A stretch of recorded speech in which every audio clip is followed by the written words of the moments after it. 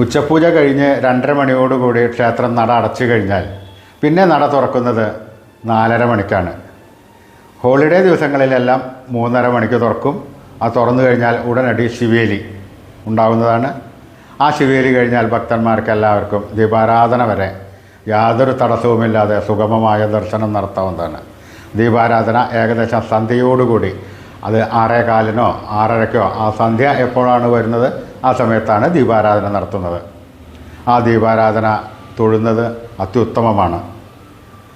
ആദ്യം ഒരു ദീപാരാധന തട്ട്, പിന്നെ പഞ്ചാഗ്നി, പിന്നെ കർപ്പൂരം എന്നീ 3 തരത്തിലാണ് ഈ ആരതി നടത്തുന്നത്.